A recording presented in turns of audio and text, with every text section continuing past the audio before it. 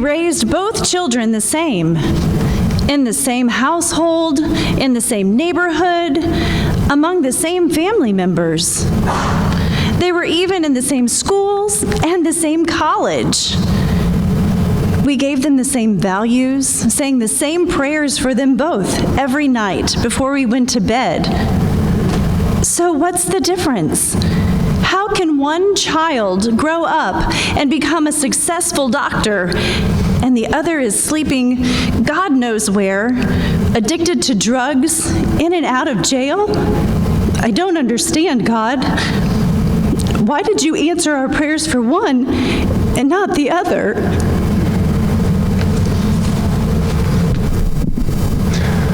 I've given my whole working life to this company, 39 years. In fact, I'm a year away from retirement with full pension and benefits. This is what they had me promised all along. This is what I've worked toward, dedicated my life to, sacrificed so much for, and now they are letting me go. All I've ever prayed for, God, is that you get me to the finish line.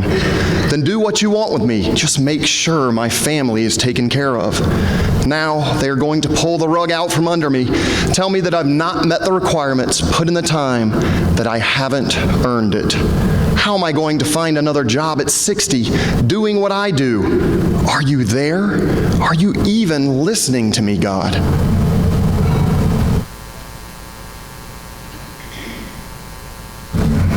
I've been in this house for 30 years. I've seen a lot of storms come and have stayed for every single one of them, despite the mandatory evacuations, despite all the warnings. I've stuck it out, and it's a good thing. I was able to help a lot of people and prevent a lot of problems as a result. So I never could have imagined this. My home is gone. The winds came. The floodwaters rose. I've never seen anything like it. All I asked, God, was that you might one more time spare my home, my neighborhood. You've made good on your promises every time. So why not this time? Everything is gone. What kind of God are you? How could you allow me to lose it all?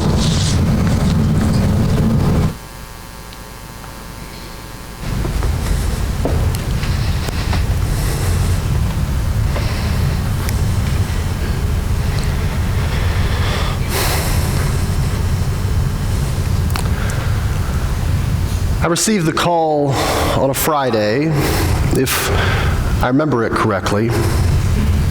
Although several years have passed since then, and so the details are a little hazy. I was serving a church in Virginia at the time. I was relatively new, not just to the church, but really to ministry altogether. This was my first pastorate, and I think I'd only been serving the congregation just a little over a year. When I answered the phone at first, I did not hear anything on the other end. It was silent. Actually, I thought someone had called the wrong number. But then I heard them, the tears. She started to speak, but I couldn't understand what she was saying through the sobs. Finally, I made out the words. Rachel's gone. Immediately, that gut punch feeling came over me, and I knew who I was talking to. It was Kim, one of my congregants. Her 19-year-old daughter, Rachel, was now dead. Rachel was away at college at the time. She was a sophomore, popular, made good grades, a good kid. The night before, in fact, she'd been over to a friend's house to console her after a breakup. Rachel was driving home late, took a corner a little too quickly in the rain. She lost control of the car. No one else was involved. No foul play. No drinking. No drugs. Just a horrible accident. I got off the phone and immediately I went to her parents' home. I walked inside and I found Rachel's mom and dad slumped over in the kitchen, silent, not speaking a word. I gave them a hug. I said, "I'm so sorry." And then I waited for them to speak. Finally, Kim said, "I just don't understand. She wasn't doing anything wrong. She was a good kid, full of life. She was going to be a nurse. She's driven that road 100 times. She knew that turn was coming. I'm trying to make sense of this, but I just can't understand how God would allow this to happen to her, of all people." In that moment, Kim may have been doing the speaking, but I couldn't help but simultaneously hear Job too. If I go forward, he's not there. Or backward, I cannot perceive him. On the left, he hides, and I cannot behold him. I turn to the right, but I cannot see him. I've been searching for God everywhere, but for the life of me, God is nowhere to be found. And understandably so. After all, Kim went on to explain how there's only one thing she'd really prayed for consistently throughout her life, and that was Rachel's safety. She went on to explain that before Rachel was even born, Kim had prayed that God would protect her, take care of her, but especially when she went away to college, Kim had prayed daily that God would at least bring her home safely. That's the prayer. Oh God, just bring her home safely. But now, standing in the room in which she'd raised her daughter, this home, all Kim could hear was silence. If I'm honest, I was having the same experience. In fact, looking back on that day, that's what stands out the most. Other than that conversation with Kim in her kitchen, I couldn't remember anyone or anything else making a sound. Which I realize is not an altogether unique experience. Kim is among the multitudes who have prayed earnestly, sincerely, even faithfully, only to have hopes lost, dreams shattered. I suspect some of you are in this room today. Those who have stood over the grave of a spouse gone too soon, or been to visit a child in prison who was prevented from having parole once again, or been seated at a table to sign divorce papers, wondering, how did we get here? In April of 1966, the United States was in chaos. The Vietnam War had been going on. Our country was embroiled in conflict over the civil rights movement. The assassination of JFK was still fresh in people's minds. And so, to capture the sentiment of the people, the cover of Time magazine's April 8th edition of that year read in 3 bold words, "Is God dead?" The cover was controversial. In the weeks to follow, many a sermon was preached on that question posed. Although I think it struck a nerve not just because people were losing hope in God during that time, but because it captured the universality of a question we all struggle with at some time or another. If God is not dead, why then at times does God seem absent? Or at the very least, silent? After all, everything we do and say as people of faith is about God's presence, isn't it? Or at least that's how we will open up every worship service on Sunday morning, singing hymns about the everlasting God, praying prayers that are a reminder that God is here. Our church buildings are made of stone, pews bolted to the ground, baptistries sealed into the floor, communion tables heavy and hard to move, all as symbolic reminders of God's permanence in our lives. I can remember one congregant saying to me at one point, I don't know why we even open up prayers with asking for God to come to us or for the Spirit to descend upon us. I mean, isn't that the point of the whole story of our God, that God is always with us? Yes, it is. That's the message. That not only is God always present, but so very present that God hears and responds to our prayers. Exodus chapter 32, God tells Moses God's wrath is going to burn against the people, but Moses intervenes, pleads with God, and verse 14 reads, "The Lord changed his mind about the disaster he planned against his people." The book of Psalms is a book of prayer. Psalm 102 says, God will respond to the prayer of the destitute. He will not despise their plea. God even speaks about prayer through the prophets. God says through Jeremiah, "Then you will call on me and come and pray to me, and I will listen to you." It should be no surprise then that Jesus suggests the same. He says things like, "Whatever you ask for in prayer, believe that you've received it and it will be yours." He even teaches the disciples how to pray and then asks, "Ask and it will be given to you. Search and you will find. Knock and the door will be open for you." From the earliest of ages, we are taught by the church that God is always with us, that God listens to our prayers and that God answers them.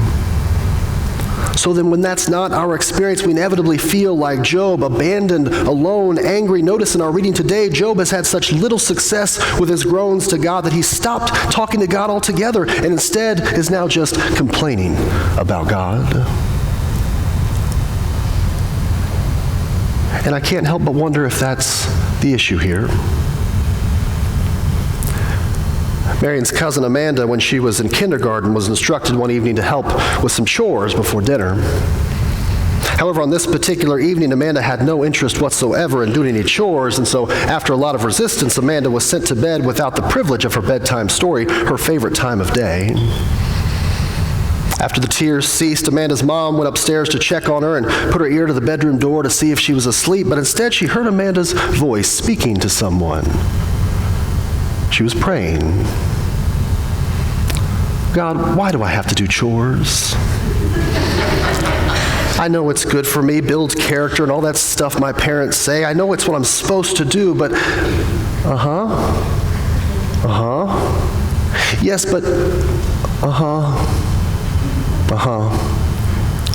okay. Is there anybody else up there I can talk to?"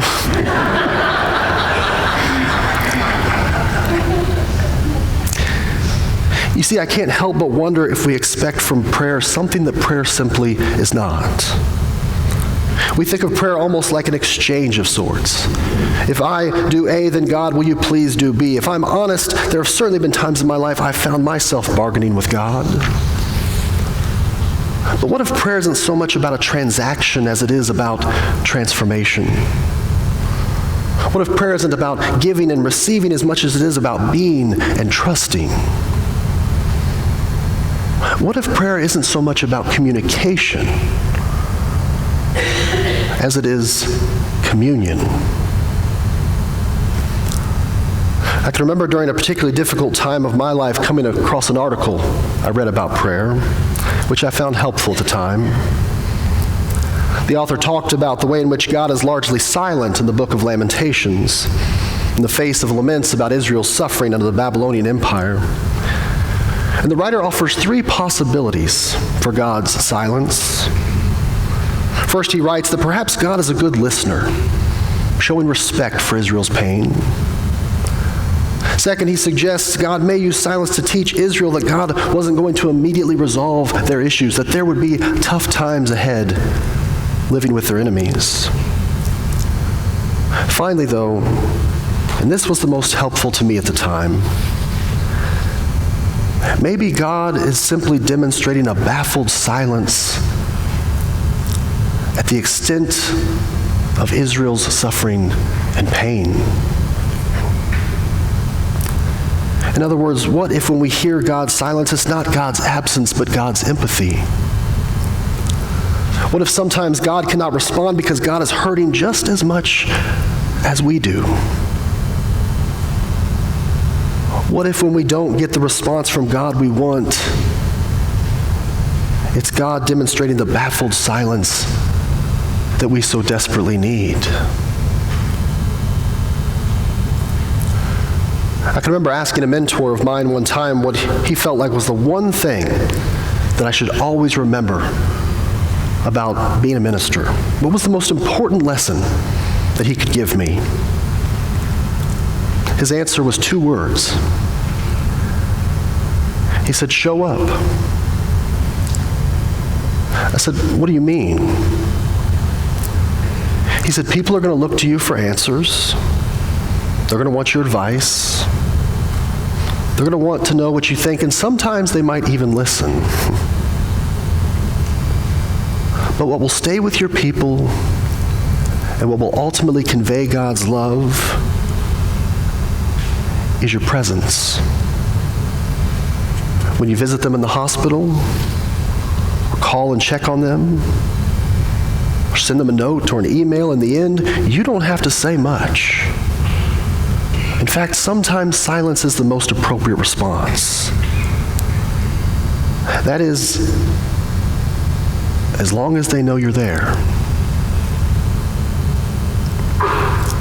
You know, I got to thinking about my experience with Kim that day in her kitchen. It's been a long time since I thought about that. We don't like to go back and revisit those moments very often. But I'm glad I did, because I recognized something I hadn't before. When I showed up to the house that day, I wasn't the only one there. In fact, the house was full, jam-packed with people.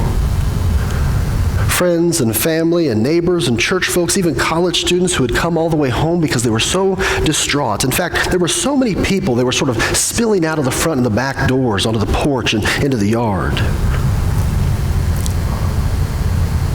All of them showed up at Billy and Kim's house.